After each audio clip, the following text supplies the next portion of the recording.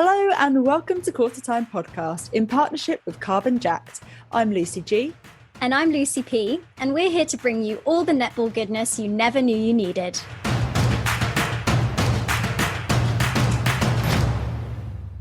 We're delighted to say that this series of Qtr Time podcasts is supported by Carbon Jacked, an environmental startup that helps you combat climate change. They are an awesome company that provide monthly memberships which plant trees, support epic climate projects, and help you to reduce your carbon footprint. Memberships start from just £2.50 per month, so you can help save the planet for less than a cup of coffee. Signing up is super easy. Go to carbonjacked.com and enter NetballPod for a huge 30% off. The link is in our show notes. Go check it out.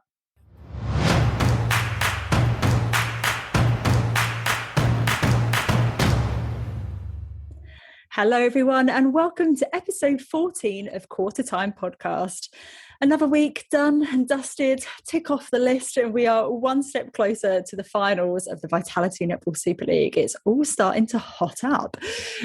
Luz, what have we got coming up on the show today? So first we'll have a recap of the news from this week and then our 3-word summaries of round 16 of the Vitality Netball Superleague, including our game of the round and our player of the round. Our special guest today is the amazing Sasha Corbin, who we're chatting to for our second player profile of season 2. We cover her career for the Roses, her inspirations growing up, and changes in the Vitality Netball Superleague throughout her 17-year career to date.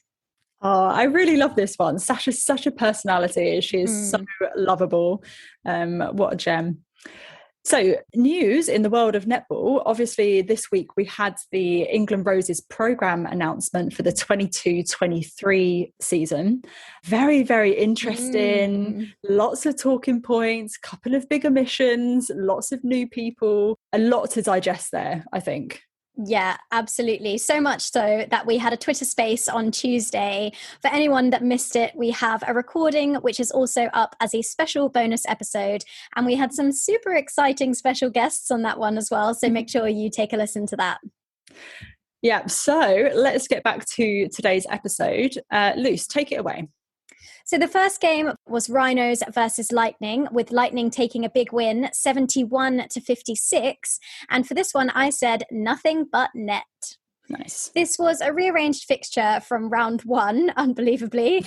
Another very strong performance from Loughborough, with Ella Clark netting 58 goals in this one, more than the entire Rhinos team. Oof. And a 21-15 opening quarter set the tone for the game for Lightning. And despite 14 missed shots, they were thoroughly convincing, particularly Fran Williams, who picked up 6 intercepts, 7 turnovers, with just 9 penalties. Wow. It was a strong shooting game for Berger for Leeds Rhinos, who put up 45 from 46, but just not enough volume for the Rhinos team in this one, with Grierson on 7 from 9. Rhinos have not had the season that they would have hoped for, unfortunately, and Rhea Dixon obviously still out with that injury as well. Yeah, it's been a tough one for them, hasn't it? Following this game, wow. It was Bath versus Mavericks, with Bath stealing the win from Mavericks' hands, 50-49.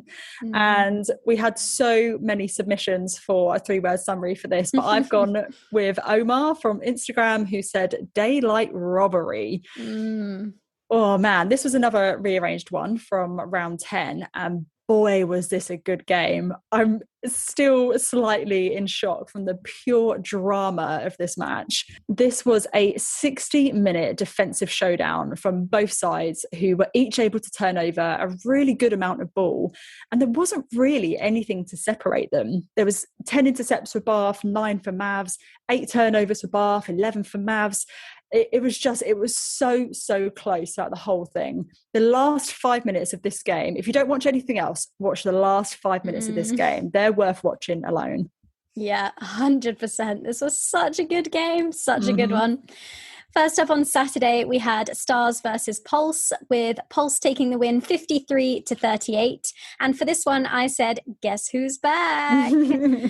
It was Lisa Alexander who took charge for this game with Sam Bird at home due to illness, and Pulse worked their way into fine form with our girl Fumi back in the side like she never left, and she played the first half of the game, which was really cool to see. Pulse only allowed Stars to score 2 in the first half of the third quarter, and their tenacity on defence saw them run away with it in the end. Stars reduced the deficit from their last encounter from 29 goals to 15, and Melissa Bessel had a lot to say about the umpiring in the post-match interview, but Stars still had 15 unforced errors and only 13 goals for Qtr Time. Yeah, not what you want, is it? Following this match was an absolute cracker by the sounds of it. Storm versus Sirens, with Storm coming away with a narrow win, 55-52. And I've gone for by a whisker. Oh man, I really wish we could have seen this one. It sounds incredible. Storm levelled the score at half-time, and then only a few goals separated them in a really tightly fought second half. Kwanga well and truly made her presence felt with 3 defensive rebounds, 6 intercepts, 7 turnovers and 10 deflections. It was amazing work from her, and hats off to Mickey Austin and Sophia Kandappa for dominating on the feeds in the absence of Yaz Parsons. Sirens will rue their missed shots in this one. They had 13 to Storm's 3, and they've lost 3 games in a row for the second time this season. Ouch. Yikes. Next up on Sunday, we had Wasps versus Storm, with Wasps taking the win, 65-52. And for this one, this was actually Camilla Buchanan's words on commentary. She said, "Comfortable looking done." Yeah, nice.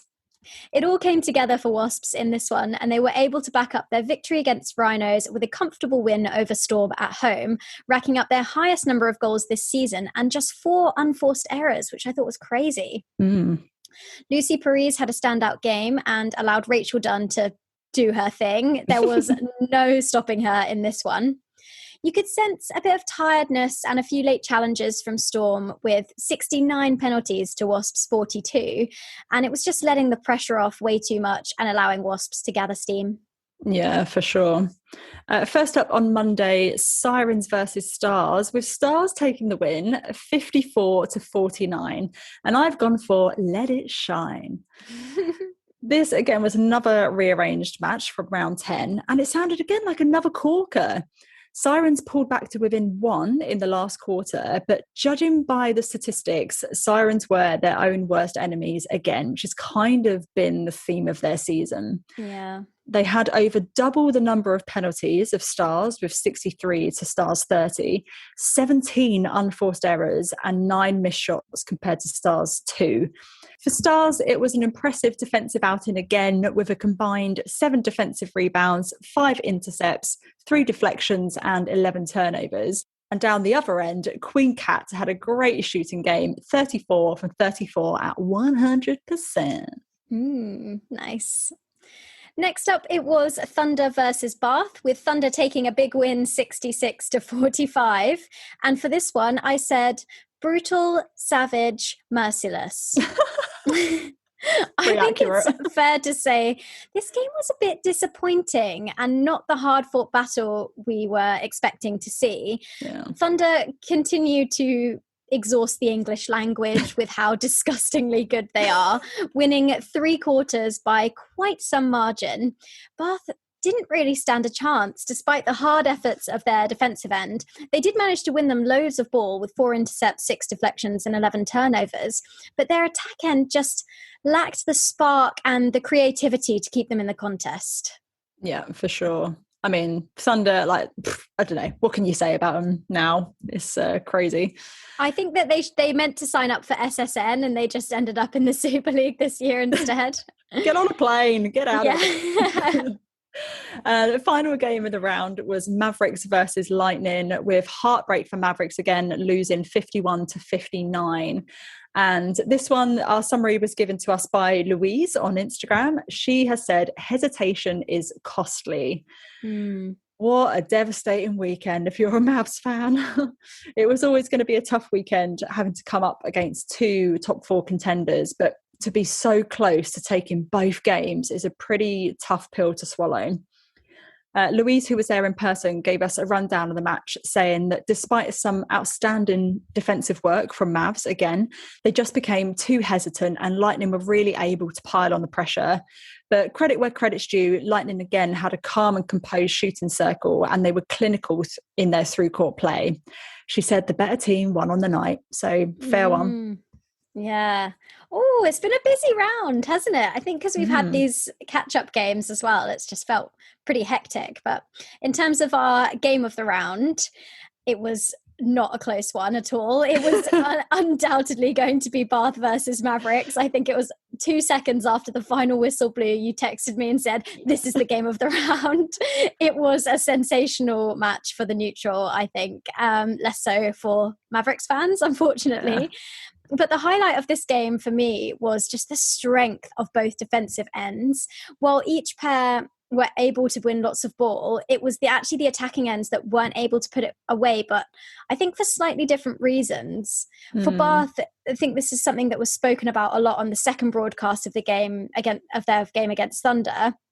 They've become way too predictable in attack and they're lacking that spark and creativity. But Mavs are almost the opposite. They have all the flair and creativity that you could want, but sometimes lack that execution and finesse. Yeah, I think that's fair to say. And it's heartbreaking because Borja and SDL are such a great combo, but they just don't have the tricks to pull out of their bag at the moment. But I was actually really impressed by Mavs for large portions of this game, for their cool-headedness and their composure, which I personally have critiqued them a lot for in previous games and even last season, until that last quarter. I think in the first quarter, you could see that they were quite visibly frustrated by some of the umpire calls and you could just read it all over their face. But in the second quarter, I felt like they'd left that frustration courtside and they came back on being determined rather than emotional, if that makes sense. And I think that helped them to secure the lead going into the last quarter, and then it was a different story. Yeah, I think when Mawene upped her game in the last quarter and you could feel the crowd started to get into it and it was all kind of happening, I did think Mavs kind of panicked a little bit, and particularly right at the end when they had time to work the ball to goal in order to get the draw, but they just wanged it in and they had still 20 seconds left on the clock and then it got picked off. And yeah, that was not a great moment to see. Yeah, they just showed such composure for such large portions of the game, but just not for the full 60 minutes. But for me, there was a match critical moment. I think it was 2 minutes 20-ish on the clock. And there was that attacking contact against Kadeen Corbin. And I know, mate, Devo, and actually Camilla Buchanan put on her Instagram story as well about there was a bit of inconsistency when it came to attacking contacts. And I don't know what the umpire saw that the broadcast didn't pick up, but for my liking, that was a contact against Guskov all day long. She did a bit of a hip check as Kadeen was coming around on the curve. I thought Kadeen was very hard done by. You see, I don't know, because obviously the umpire sees it very, very differently to how we do at home. But for me, it looked like a bit of a shoulder went down and she kind of give her a little bit of that shoulder. That's what I saw anyway, but it's really hard to say. And isn't it just devastating when something like that decides the match? But then actually you could say that Mavs were up by more and they had squandered the lead previously. So, it's a tough one. Yeah, it's all swings and roundabouts. And I do think that Britt Clark kind of got a little bit of a case of the yips in the last quarter as well. She did have a couple of missed shots. So, you can't pin it down to just that one moment. But I did think that was very much a soft contact against Kadeen. It was a 50-50 call. I probably wouldn't have made it if I was an umpire, but then again, I'm no Gary Burgess. So yeah, it's a toughie. Yeah. So moving on to our player of the round, honourable mention to Guskov and Mawene, who were just outstanding in both of their games. But this week we've gone for Laura Malcolm. I thought Malcolm played an absolute blinder this week. She started the game in wing defence with such high intensity. She got 2 intercepts and had 2 crazy circle feeds from the centre third in the first quarter alone, and she forced a substitution for Bath in wing attack as she was completely dominating Harris within the first 7 minutes, I think it was. Wow. No matter where it was that she played, whether it was wing defence or centre in this game, she was just letting the ball go with confidence, with speed, and with some distance straight into the goal circle. I thought she was fab. Yeah, I did really like her this week. And I know we've discussed a lot around Commonwealth Games, and with the Roses programme announcement, it's confident that I'm pretty sure that she will be in that squad, in that lineup. And she has actually been really consistent and performing. I know there are some naysayers, and I know we previously have been amongst those naysayers, but I do think that in wing defence, she is outstanding, and she can swing across into centre as well. The wing attack question is still up in the air, but yeah, an outstanding week for her. And how good has she been this entire season, to be honest? Coming up after the break, we hear from the absolutely wonderful Sasha Corbin.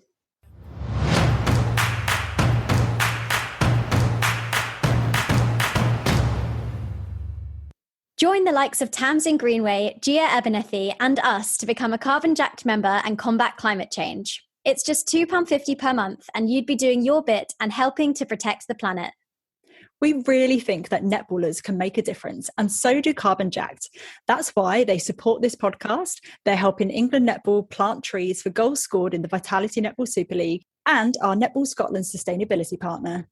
Go to carbonjack.com to become a member today and use NetballPod for 30% off. Link is in the show notes.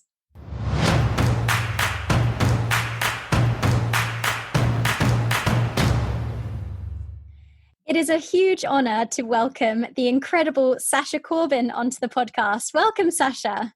Hey, thank you for having me. It's so great to have you. We've got both Corbins have been in now, so we are ticking that one off, which is brill. And we will get chatting to you about your amazing career so far. But before we do, it would be remiss of us not to mention that game against Team Bath on Friday. How are you feeling after that close one? Yeah, I mean, listen, we were disappointed with that. I mean, we lost that. We were ahead. We lost that in the last couple of minutes. And we weren't happy with the result, but so much learning from it, so much learning. Yeah, absolutely. There's always, in those tight games, there's always so much that you can take away. And then it was such a nail biter as well. So for fans at home, we're obviously loving those kinds of games, but it can't be that great being involved in it, and especially to be on the wrong side. And another unlucky one, unfortunately, against Lightning as well. Bit of a tough round for you guys. What's the mood like in camp? Yeah, it's just ups and downs. We haven't necessarily found the consistency that we want. We play brilliant netball at times, but just probably for not long enough. And that's kind of been something that we've been addressing. We're being accountable for. We're really working on it. We're trying to figure out how we can get over the line. It's all important. But we're frustrated. We want more from each other. We want to demand more.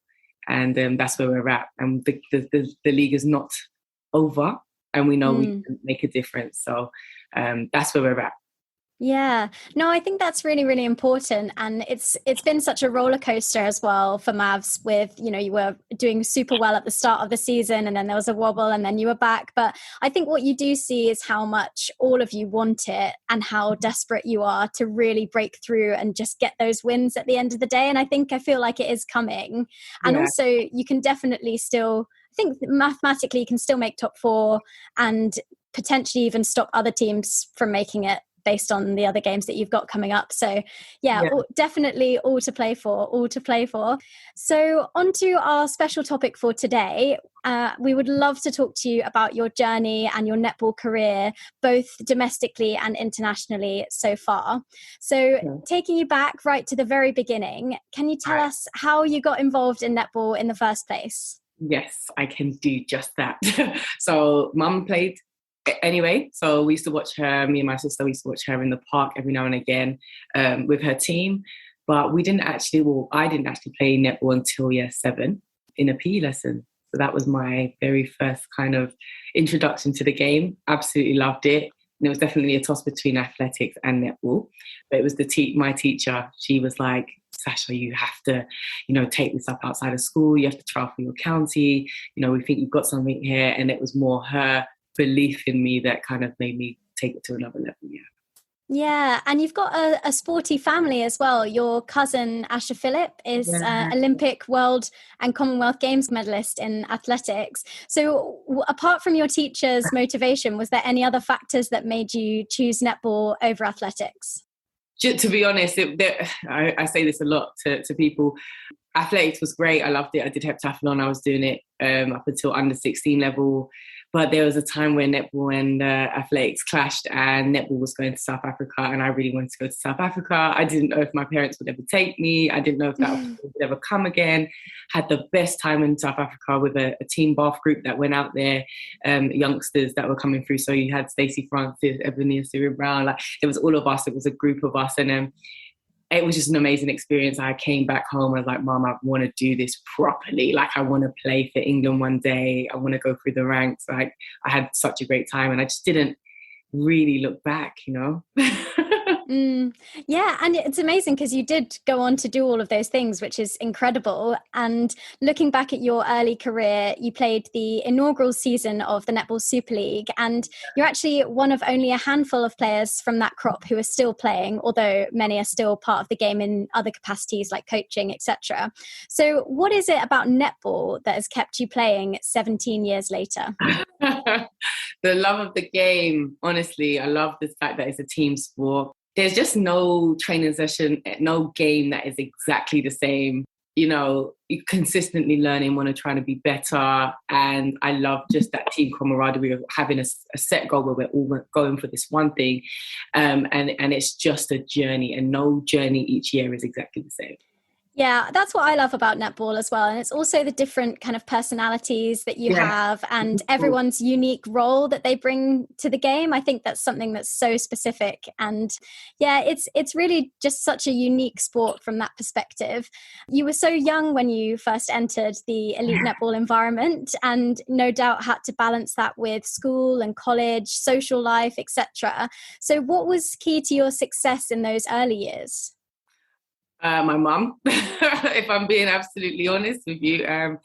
When we have to be in Manchester here, or, Sheffield one week, and then obviously having to do, other sports, because I was very much involved in other sports, having that support was huge. She was basically my taxi driver, like a lot of other netball players. And if I didn't have that, I just honestly don't know how I would have kept on going, because we needed that. I needed that. Yeah, and I think it's almost understated just how important the support structure is around players to enable them to go through those pathways. And we had Mickey Austin on a couple of weeks ago, and she was talking about how she used to do those long car journeys with her mum, eating pasta in the back, and they're just so integral into our athletes being able to go through that pathway. And your career has been pretty incredible. You've played for a number of teams, obviously Mavs, Bath, Lightning and Mystics abroad, but there's something about Mavericks. You seem to be always drawn back to this Mavs side. What is it about the club or the environment there that's attracted you to come back again and again? Yeah, okay. Mavericks, when the first ever season, Amanda Newton was there, Naomi Stenhouse was there, Janet, the Super League was new. I didn't necessarily know that was the closest one to home. And I had always classed that as the club as home. Mm-hmm. So even at the beginning, I was very much, invested in Mavericks. And then the only reason, I guess, going to Bath was a major opportunity for me to grow as a player. I had to go to university. I was studying sports performance. I chose a high performance university that helped. And some of the best years of my life was there in that stint. And I always knew once I'd finished, I'd be going back to Mavericks because that's home. Mm. And then, I wanted a little bit of a change during, when I was going through my netball career. I wanted to change things up, new coaches, just different style. Went to Lightning, had a go there. I got injured, unfortunately. Then I had another opportunity to play in New Zealand with the Mystics. That was an exciting time because I thought potentially my career could be over at that point. And then we got that opportunity. But I always was kind of come back to Mavericks. Like, Mavericks is home. Mavericks where's my heart is. And that's kind of where I would love to say bye to the game too. So, yeah. Yeah, well, hopefully you won't be saying bye too soon. We definitely want a bit more of your creativity on court before you say goodbye. But I think it's sort of testament to the culture that Mavs had, that you always want to keep coming back, and a number of the players have been there for so long now. And obviously you've been involved in the Super League for a number of years now, and the game has changed quite a lot over that time, with it becoming more physical. There's been more media attention, and we're sort of we're like on the cusp of that professionalization aspect of it. And the greater coverage in particular has been a really key thing over the last couple of years.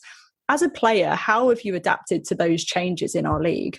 Yeah, well, to be honest, I think we've all just had to, and that's the main thing. We just have to. But also, I think we've always prided ourselves in as a sport that we are professional. So everything we try to do is as professional as possible. And even when we wasn't getting paid per se or getting any kind of subsistence, we still treated everything like we were. And, we were doing it for the love of the game. But, it's like anything like money or, media coverage, those are all bonuses. Those are things that we're really excited to have. We've been fighting for it for so long. People behind the scenes have been fighting for so long to get coverage, to get known, to be seen, to have a voice in the sporting world. So it has changed a lot. I know back in the day, I wouldn't really want to be talking at all. I just want to be the person in the back just playing netball and not having to talk about netball or anything like that. And then all of a sudden it's like, now you can really express how passionate you are about the sport. You can express what you're seeing. And that's really exciting. And that's something we've had to grow as players to know that this is what people want and this is what you should be doing. And so that's been really cool. Yeah, I think as well, what's been really nice in recent years is with the increased coverage and exposure, we're able to see a lot more of the personalities. And I think from a fan perspective, we love being able to see that. We love being able to see, the rivalries and how players are feeling before the games and all of that kind of content and the stories that feed into it. I think it really enhances the game that we see on the court as well and brings an extra layer of it that's just so exciting. Moving on to your international career. So you achieved 71 caps for England during your international playing career between 2007 and 2018, appearing at the Commonwealth Games in Glasgow in 2014. And that particular Commonwealth Games it was heartbreaking for the Roses, missing out on the bronze medal to Jamaica. So can you talk us through your memories of that Games? Yeah, I can do that. It was the best experience of my life in so many ways, and also a very heartbreaking one at the same time. So, being at a Commonwealth Games is major, like to go and be representing the country with so many other sports, and everyone being in the same area. It almost feels like a mini Olympics, I guess. So that was huge for me, being able to be there with my sister as well. That's really exciting to be able to share that experience with her. And then obviously family being able to come because it was only down the road in Scotland. So that was really cool. And then I guess in terms of the actual playing side, we had a great run up. We were very confident. We had beaten, the top teams prior to the game. So we knew we had that in our locker. We were obviously very close in winning 2 big games, which would have been against Australia and New Zealand, and losing out by 1 was hard, extremely hard. But when we were going there, we were there to win.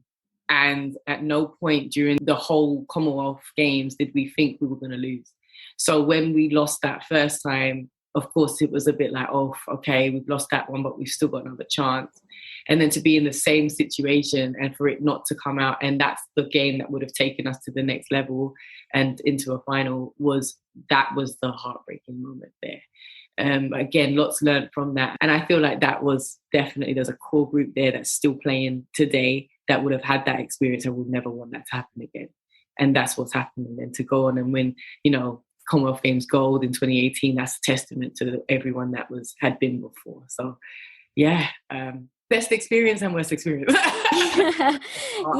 Wow. What's really kind of stood out for me there is just the kind of emotional toll of it as well. Like, you think a lot about the physical toll on your body of being an athlete, but then also that kind of off the court aspect coming off. How did you kind of handle that? Was it a lot about support from your family and things after the games? Yeah, well, it's definitely everything. I mean, you want support from family, support from your teammates, you want support from, your roommate, the person that you're staying with. And, it's hard to bin something when you're so close. Yeah, it plays on your mind. You have a game the next day, you have to bin it. There's nothing you can do.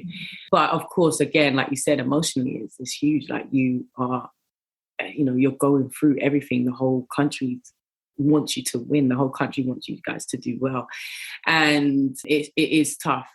I can't tell you exactly how it was done, but you just have to play. You have no choice, And and we were ready. Physically, we were definitely ready.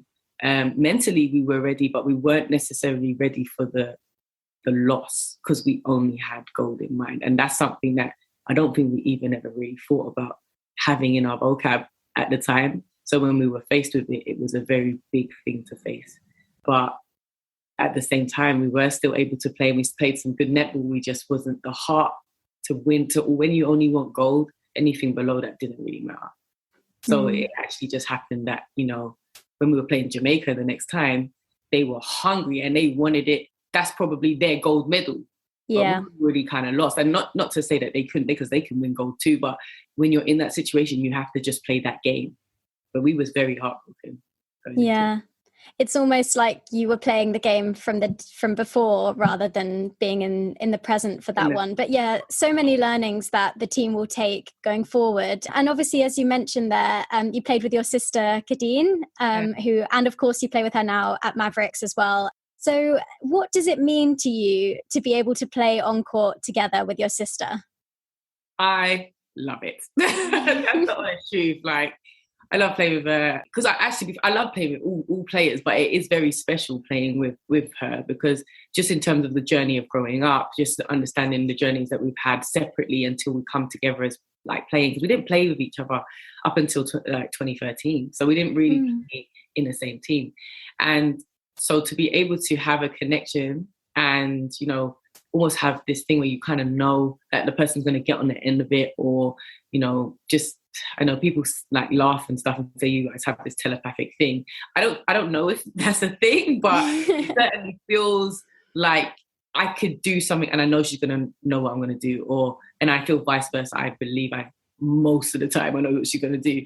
Can't say 100% of the time because we wouldn't make any mistakes. But, in pressure situations, there's that trust there as well. So it's very, very cool. And again, being with your sister, I guess you've had bickers in the past off court, and always going to be the best of friends, but she genuinely is my best friend. Like, I can talk to her about anything, and so I think that kind of comes across on the court as well. If she's upset about something, she's going to tell me straight, and same thing, I'm going to do the same thing, and that's quite cool to have. Yeah, I know exactly what you mean. I have an older sister and we live together, and it's the best and worst thing at the same time, because we get along so well and, we're like peas in a pod, but also, she'll call me out on something, or, she's not afraid to be honest, which I think is like a special thing that you get with a sister relationship. And it's amazing that you can bring that onto the court as well. Yeah, there's absolutely no love lost, right? You're still sisters at the end of the day. The game is what it is now. You have to enjoy the moment. But then after, we're still going to be having fun, having conversations at Christmas. There's stuff to do that we can't, like, you have to kind of separate it as well.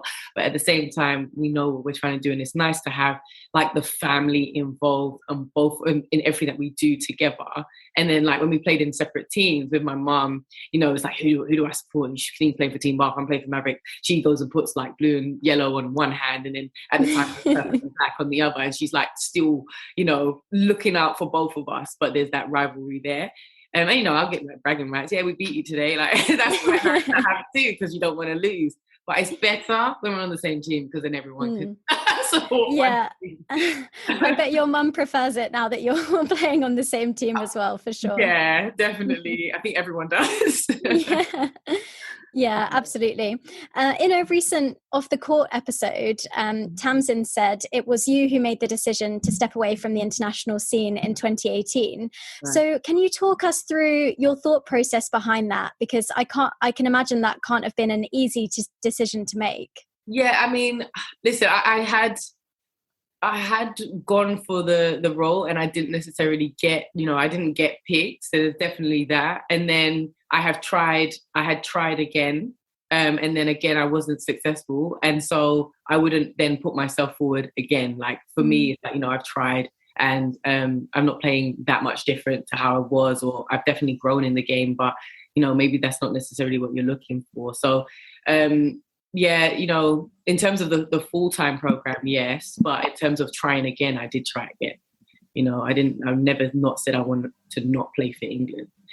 So, yeah, the whole process is, I never wanted to give up when I was doing this 4-year cycle of Commonwealth Games 2018, 2019 World Cup. I wasn't necessarily getting chances as much as I had done prior to my injury. And, it was very difficult to break into the squad after it had been kind of cemented. And it's difficult when you feel like you're still playing well and in the opportunities that you do get, you're still performing well, but obviously you're not necessarily getting the chances in major events or getting picked for major things. So that obviously is going to be quite tough as a player to not be able to achieve the goals that you put out for yourself, and not only to just make squads, but you actually want to play. You don't want to just be on the bench either. So yeah, that was definitely tough mentally, probably more mentally than anything else. Because then if I'm mentally not always 100%, like I'm a bubbly person, I'll always bring my energy to the team.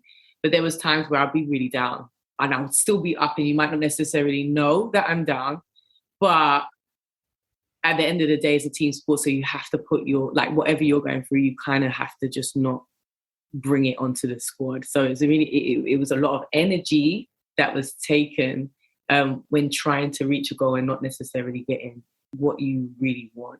Now that I don't necessarily, I'm not in that program, I don't play for England at the moment. And so playing for Mavericks, I feel very free. I'm excited to play. I'm enjoying my netball. I had a few dips, a couple of years, even with COVID, that wasn't exactly the best year either.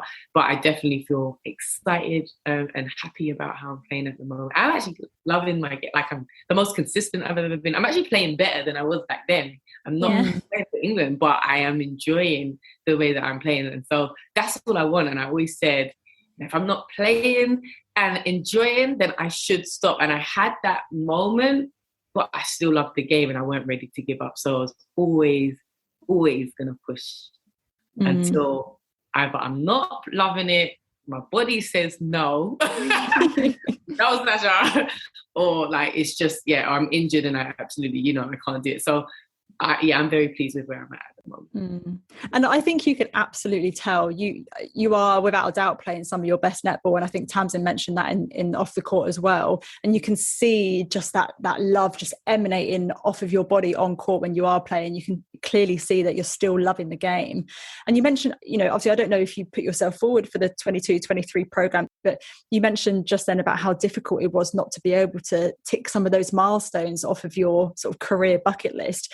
Did anyone provide you with any feedback at that time as to help you understand why, even though you were playing good netball, you weren't being selected for those big competitions? Yeah, I mean, listen, it's hard for any coach or, they have all these players and they have to choose 12 or they have to choose a 7.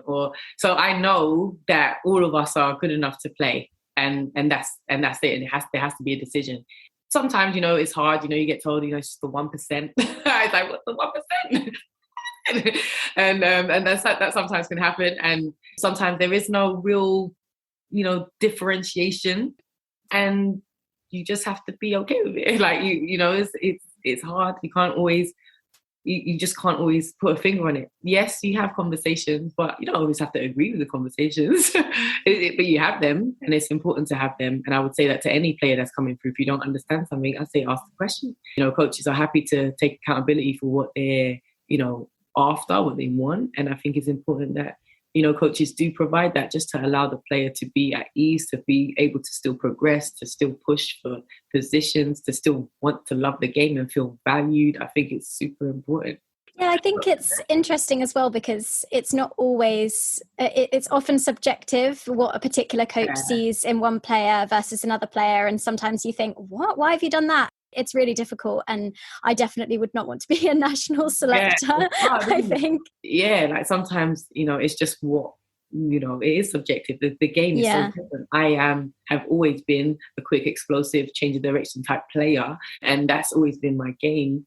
There's other more, you would say, more steady, more slower, more able, people that look really calm on the ball. And that might be something that you just want. And there's nothing wrong with either of those. It's just what you want. And it's just, does it work with the structures that you're trying to play?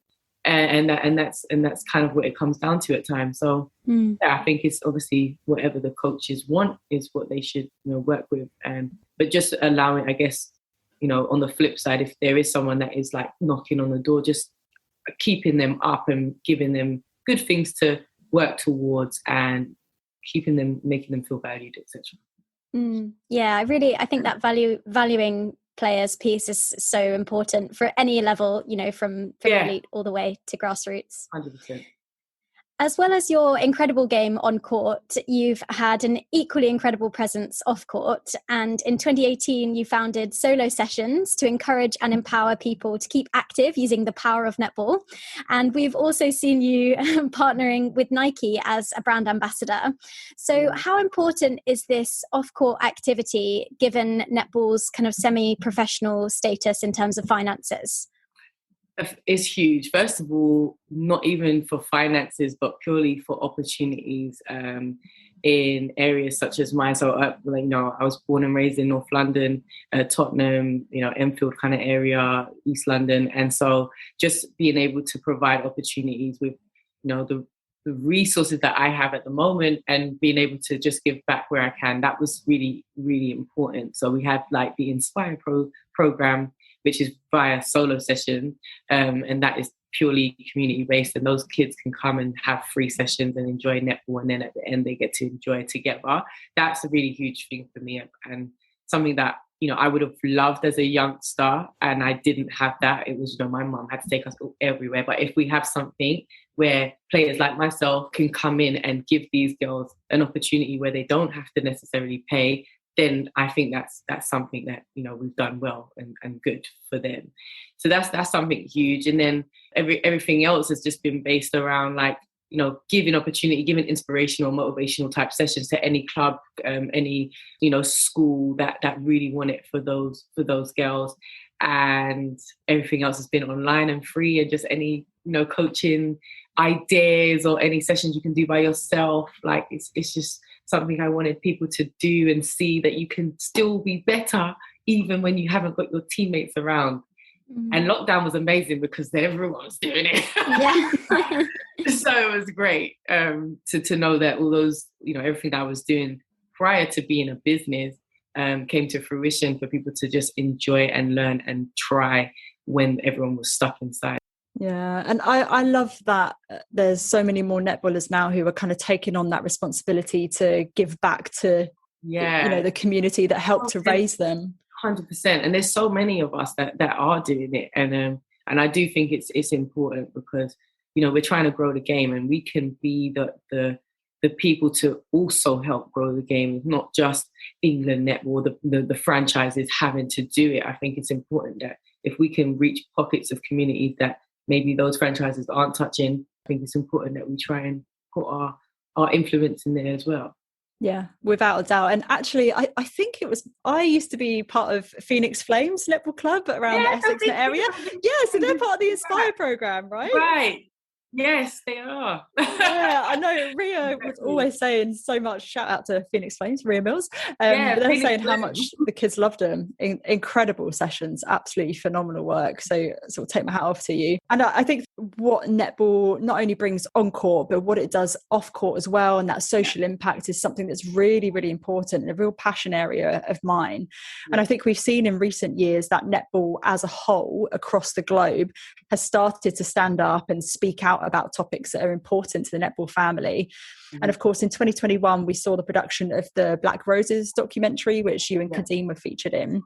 So as someone who's been in the game for so many years, what did it mean to you to have this documentary produced that not only celebrated the achievements of Black players, but also raised awareness of the bias and discrimination that many Black players still face in our sport to this day?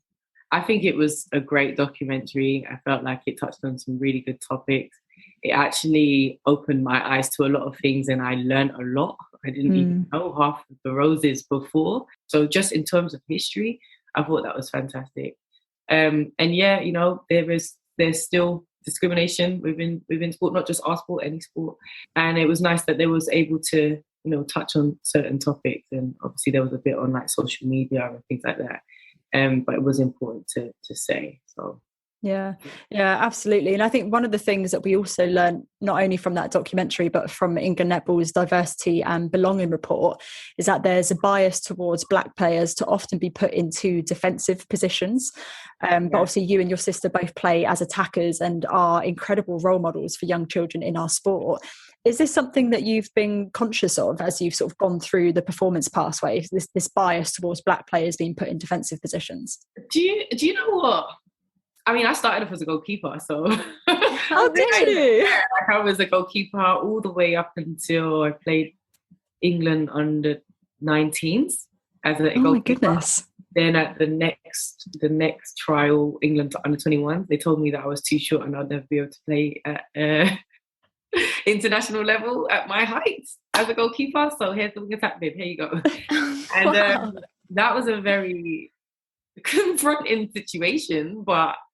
Okay, in terms of what you're saying, am I used to seeing that? Yes, I'm used to seeing Black players in defense. Yes, I am. It's nice, you know, when I saw Pamela Cookie playing goal attack, and it was known that, you know, you can be up front as well. I saw Sharma Matthews, she was playing wing attack when I was coming through. And I looked at her and was like, wow, like she can also, you know, play in attack. So I had a role model, and she was on my wall. She was the first person that was on my wall. And so it did show that you could play there as well, but mainly it was in defense. But I love that I can play in attack, and Kadeen plays in attack, and there are many other, you know, Liv Shasheen at the moment playing goal shooter. We've got Brit. Actually, right now, I think there was a time where we had, you know, most of Mavericks, you know, was a Black person in every position. That's great for young people to see that you can play in every single position. Like, that's huge representation there. I don't think we'd ever seen that before the season. So yeah, I think we can celebrate that Black players can play anywhere. Yeah, I think that's really inspiring as well. And what I like is, you know, you obviously looking up to your idols when you were a youngster, and then there'll be people who are doing the same for you now. And a career such as yours will naturally have ups and downs, as we've mentioned, you know, as can be expected in the world of elite sport. So what was the greatest challenge that you faced in the last 17 years playing netball? The greatest challenge? Just a small question. Yeah. I'm going to say the greatest challenge for me was my ACL injury.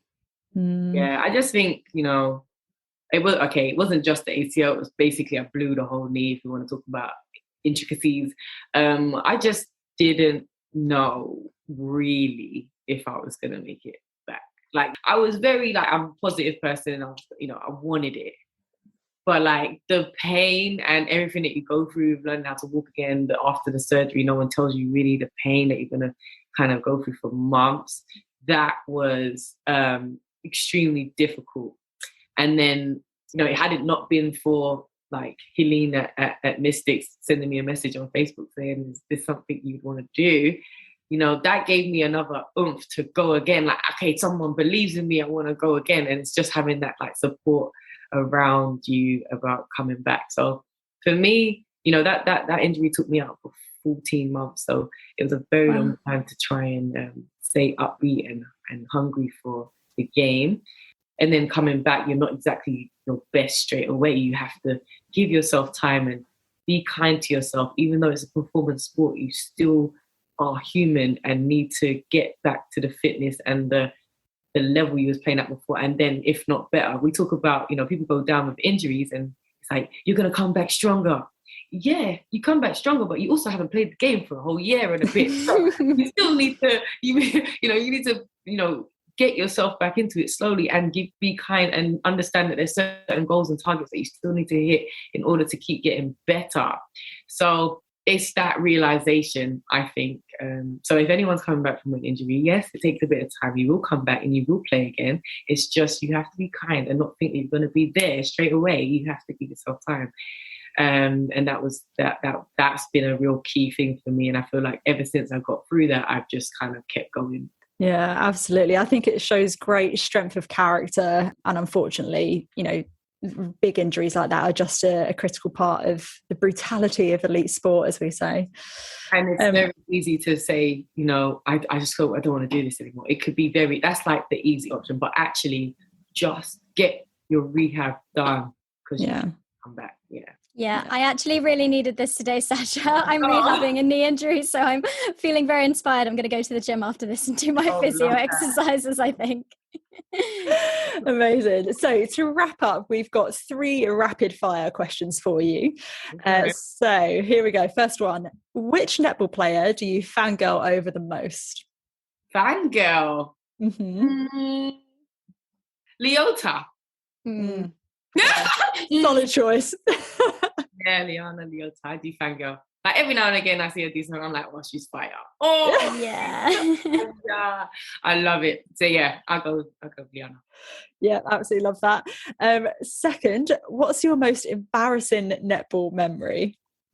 Oh, I'm rubbish. I don't really have any embarrassing moments. Oh, come on, dish the dirt. I'd love to give you something, but I actually don't. Someone else might have something for me, but I actually don't. You've never forgotten your netball knickers, or maybe we should ask Kadeen this question. Yeah.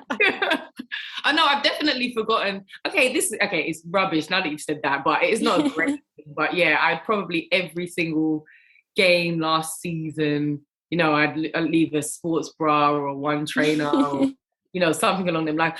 But they just make fun of me. But yeah, I feel like that's not good enough. So I'm gonna have to think about that. No worries. So last one. Who is the greatest person that you've played with in your career? The greatest person. Oh, there's many. You can't say that. I do. I've always loved Serena Guthrie, though, and she's just left our game, and we're gonna extremely miss her dearly. But she has always pushed me in training. She's always pushed me on the court against her, and I've loved playing with her her entire career. So this one, Serena Guthrie. Oh, yeah, absolutely. She's one of my heroes as well. And Laura Langman definitely is my all-time fave. But Sasha, thank you so much for coming on the podcast with us today. It's been so lovely to gain a little more insight into you and your amazing career so far. And good luck with the matches this weekend. Thank you.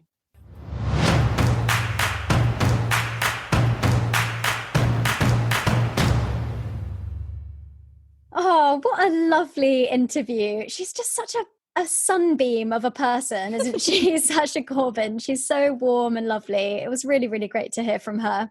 Before we wrap up, it's time to take a look ahead to the next week of matches. Round 17. I'm not emotionally ready for round 17. I don't know about you, Luce. I can't believe where the time's gone. It's crazy.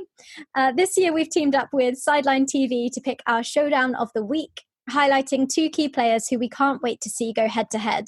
So who are we looking at this week, Luce? Okay, so it might not seem like the obvious choice, but we did have Lightning versus Bath in the first half of the season. So we're going to mix it up a little bit, and we've gone for Dragons versus Stars and Shaquanda Green Knoll versus Qtr Time. So these are 2 big personalities coming up against each other, which we love to see. In terms of the competitiveness of the game, at the moment they're sitting 10th and 11th on the table. So neither of them are going to be wanting to finish at the bottom. They're both going to be absolutely gunning for this. And I think it's a really important game that both of them will view as winnable. I think the pair of them are such competitors, and I would actually say that both of their teams rely on them each quite a lot. They're the sort of linchpins for both of their teams.